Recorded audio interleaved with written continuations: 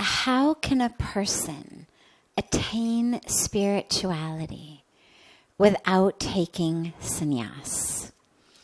Okay, so first of all, some terms. Sannyas. Sannyas is the official ordination, you can say, into a monastic path. And so it's typically orange in almost all of the lineages. In some of them it's white. But it's a very, very specific and official order into which one is initiated. It comes with its own set of very specific rules. So it's a path of celibacy. It's a path of simplicity. It's a path of renunciation. It's like being a monk or a nun in any of the other world's religions. Spirituality. Because remember the question said, how to attain spirituality without taking sannyas. So spirituality, very literally, if you look it up in the dictionary, which I actually did several years ago, literally means pertaining to spirit. That's what spirituality is, pertaining to spirit. And what I love about that, the definition is, most of us live our lives from the perspective of matter. We feel like an object. We think we are an object. We therefore see the world as an object. This physical being, we think it is the self. We therefore think other people's physical beings are also them. And they become objects to us. So the material way of looking at the world says, I'm an object. I am this physical body. And I am, therefore, all of the things that have happened to it. I am all of the identities and the titles that I've given to it, that the world has given to it, based on my color or my gender or my nationality or my religion or my beauty or lack thereof or my intelligence or lack thereof or whatever it may be. I am all of these titles and identity. The spiritual way of looking at the world says no. You have a body, but you are the spirit. And if you doubt that, think back over times in your life. Think back as far as you can remember, early childhood. Then think back to a moment maybe in elementary school or junior high school. Then think to a moment maybe in university. Then, depending on how old you are, think back to a moment, 10 years ago, 20 years ago. And what you find is that although the body has changed remarkably, you don't even have to hear my, scientific thing about how frequently the cells of the body regenerate and whatnot. You just look at pictures. What did you look like at 5? What did you look like at 15? What do you look like at 25? Well, the body has changed completely. And yet, we were saying and experiencing I along the way. There was never a moment in which we didn't feel I because the body had changed. So the body keeps changing, but the I stays constant. And so the I must be something other than the body. So that's the spirit. We have a body. We use our body. Some of our bodies are better at certain things than others. Some of our bodies are certain colors. Some of them are different shapes. We've all got different year models of bodies, right? I was saying earlier today I have a 1971 model body. But I'm not the body. I'm the spirit in the body. I'm the spirit using the body. And when this body is done, I'll get a new one. It's the beauty of a path of reincarnation. So the way of looking at the world that's spiritual says not, I'm a body, you're an object, I'm an object, we are separate. Let's fight over scarce resources. Let's push each other out of the way to get to the top. Let's draw lines based on our colors or our religions or our sexual orientations or our countries. But it says, I'm spirit. And you're spirit. And I have a body and you have a body and yours may be a different model than the 1971 version. But it's irrelevant. Utterly irrelevant. Like what model cars we drive. Irrelevant. We're spirit. And so that's really all that spirituality is a commitment to look at the world as spirit, which of course means we are one. Because there's one spirit that flows through all of us. Different vehicles, different vessels, different containers, different reflections of the divine, but it's one spirit. And so spirituality is just a commitment to look at the world like that and to live like that. And you certainly don't need to take vows of monasticism in order to do that. In fact, our scriptures are full of stories of householders, sages, rishis, who were householders, who were married, who had families, who had jobs.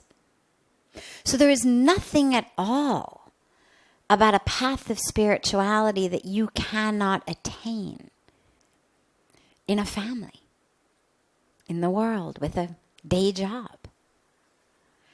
It's more difficult on some level, it's easier on some level. The way that it's more difficult, of course, is because you get pulled into what in this culture they call Maya, which is this illusory belief that really what matters most is what school your kid gets into. That really what matters most is who your husband or wife was talking to at the party you just came from.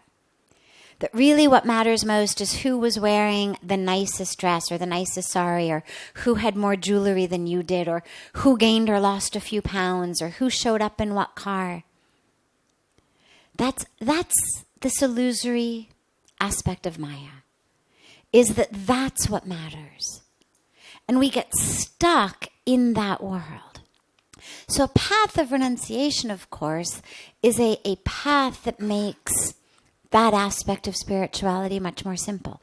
You're living in a world surrounded by people who are all committed to spirituality. You're not going to find people who say to you, my God, you gained a few pounds. You look horrible. Or my God, didn't you wear that yesterday? Well, yeah, I wear the same thing every day. You're not going to find people who say that. You're not going to find people who think that. You're not going to find people who judge each other based on what you look like, based on how much money you make, and nobody makes any money. There's not going to be a judgment on what family you come from, what model your body is. So it's much easier in that way.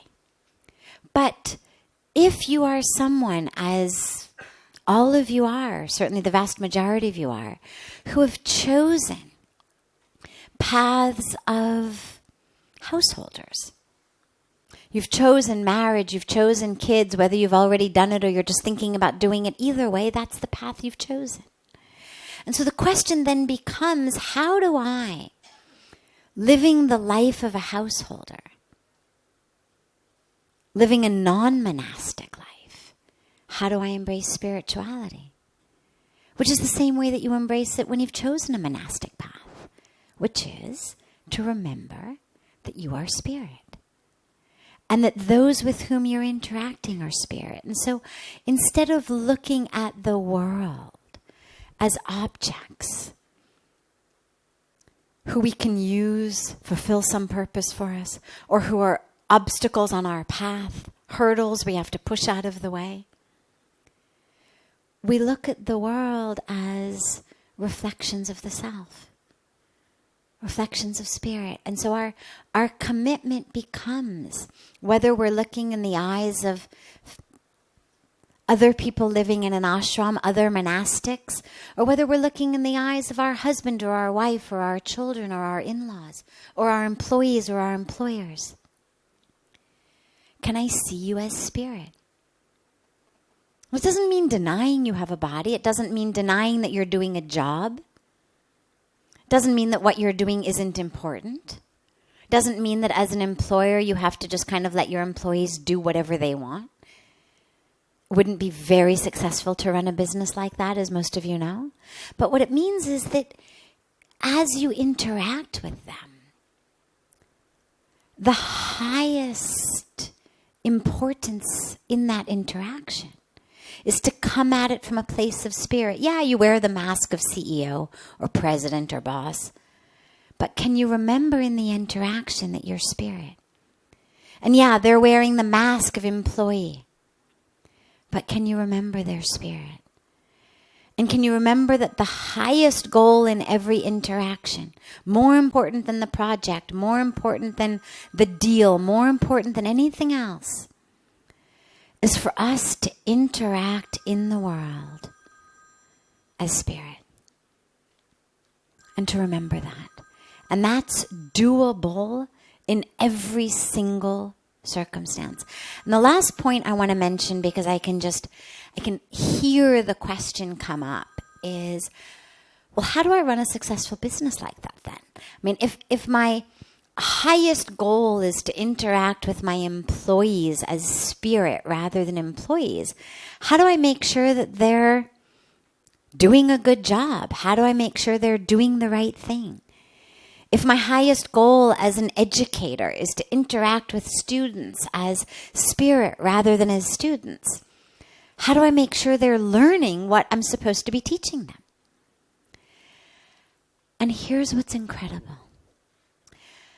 When people are seen as spirit, when people are seen, and when I say spirit, I don't mean just the ethereal, non-tangible aspect. I mean the truth of who they are.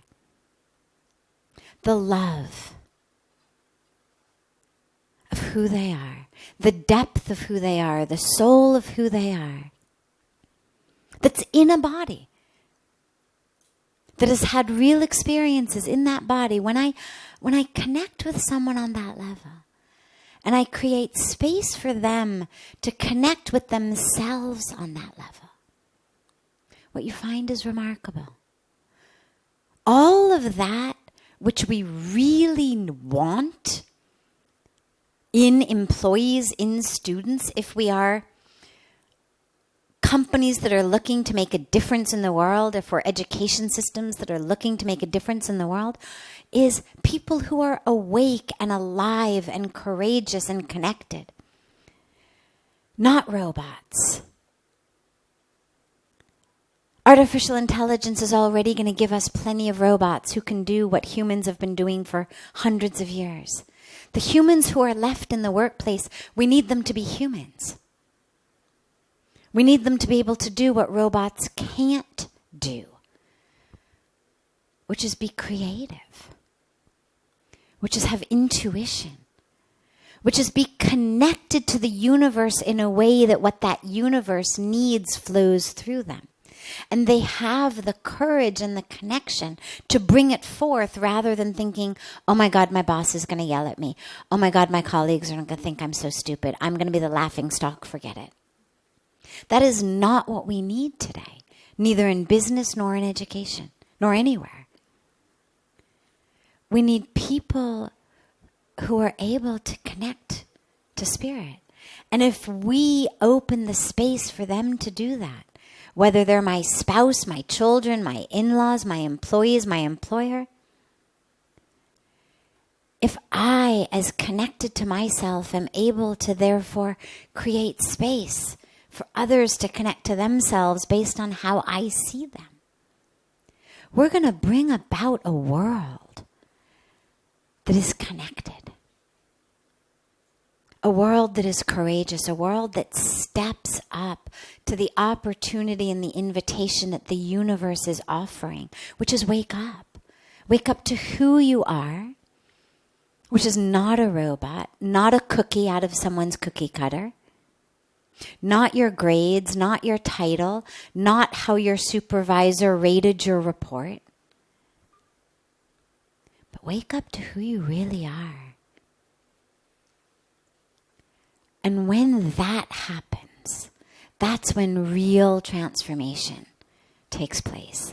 So, regardless of what path you have chosen to walk, a path of renunciation or a path of non-renunciation, either way, we have the exact same task, which is remember who we are.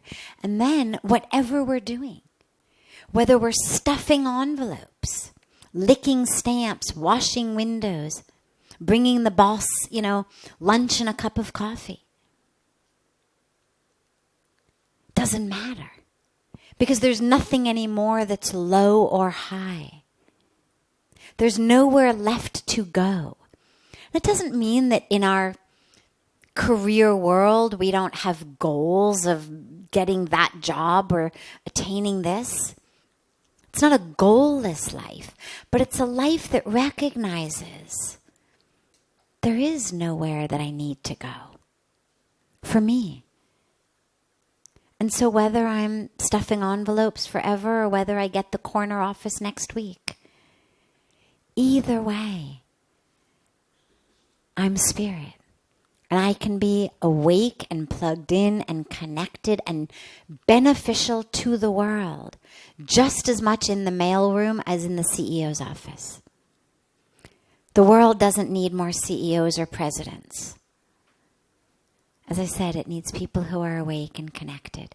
And you can do that just as well in the mailroom, as the window washer, as the guy who refills the coffee maker, whatever your task may be. As someone who is connected, you're going to spread that. You're going to share that. And that's your task on earth.